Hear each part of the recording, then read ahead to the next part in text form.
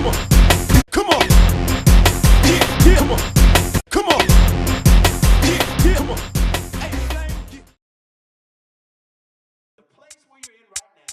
Hey, Nicole, we got a sticky situation.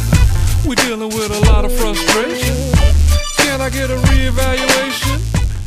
Job has now endured his first and second test. And he has something to say. Come on, every time you come through something, there's literally a summation. There's something you've got to say at the conclusion of the bad relationship, at the conclusion of the job that you couldn't stand. You have something to say. Well, you know that employer of mine, you know, she was just too hard. He was just, come on, there's always something to say at the conclusion of the matter. And here's what Job opened his mouth and cursed. Just pause right there. Come on, after you go through something, after you've experienced something, the first thing come out your mouth for some of us is a cuss word. He has to curse. He says, you know what? Oh, come on now. He cursed. This is what Job does.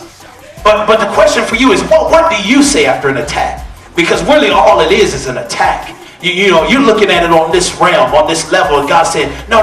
It's spiritual, not natural. High things that exalt themselves. Come on, that situation you're facing is a high thing. God says, pull it down. Take authority. Get into your posture of the Spirit and take authority. And so the question tonight is, what exactly is in your heart?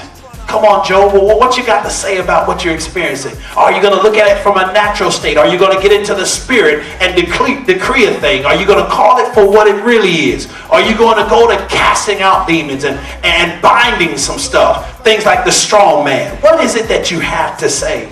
Okay, here's some reinforcement for you. When you go to Ephesians chapter 4 and verse 26, just put it down as a footnote. The Bible says, Job, I know you feel like you've been mistreated. You feel like you've been done in.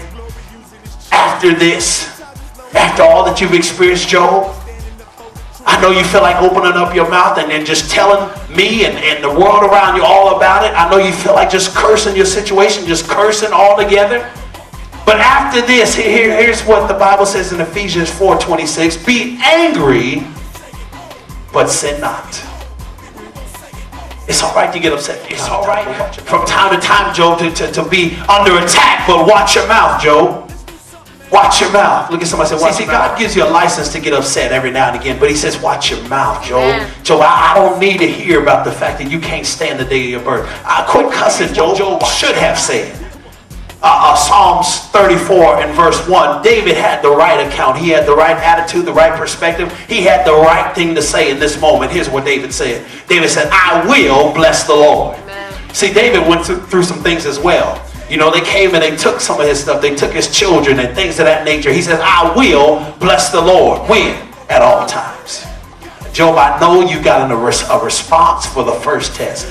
Job, I know after all that you've encountered during the second test, you got something to say. But do like David and say, I will bless the Lord. If you hang around me long enough, I don't care how hard the pain is. You slam the door on my finger, you're going to hear Jesus.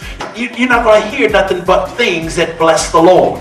When? At all time. And so the question is, what shall be on my lips? Come on, Job. I know you've gone through a whole lot. I know you've been through so much. What's on your lips? What shall be on your lips? Here it is, his praise.